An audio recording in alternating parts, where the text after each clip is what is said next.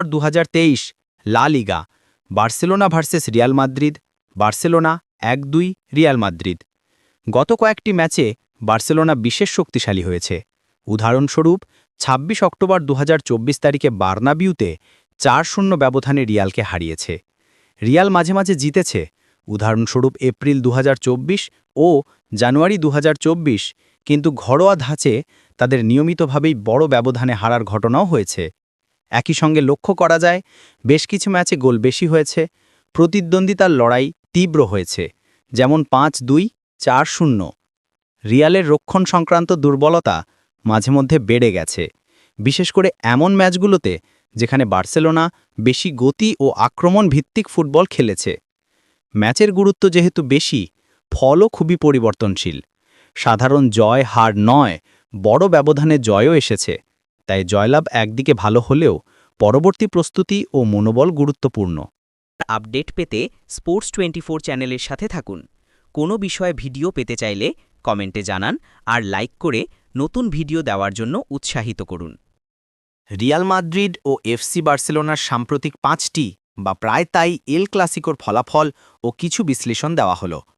সাম্প্রতিক ফলাফল, তারিখ, ম্যাচ ফলাফল: 12 January 2025 super Copa, Real Madrid versus Barcelona, Barcelona 5-2 Real Madrid.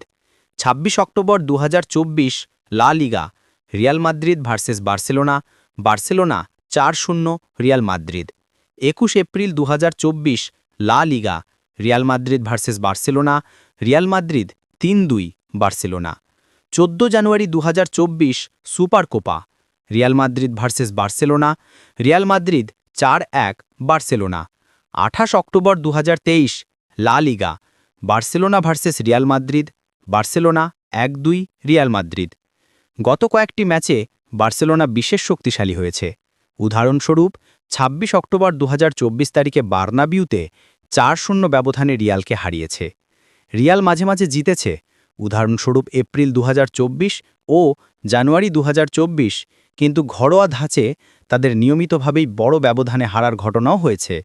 একই সঙ্গে লক্ষ্য করা যায়, বেশ কিছু ম্যাচে গোল বেশি হয়েছে, প্রতিদ্বন্দ্বিতার লড়াই তীব্র হয়েছে, যেমন 5-2, 4-0।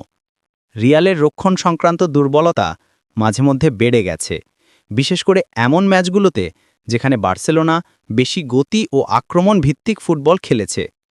ম্যাচের গুরুত্ব যেহেতু বেশি, ফলও খুবই পরিবর্তনশীল। সাধারণ জয় হার নয়, বড় ব্যবধানে জয়ও এসেছে।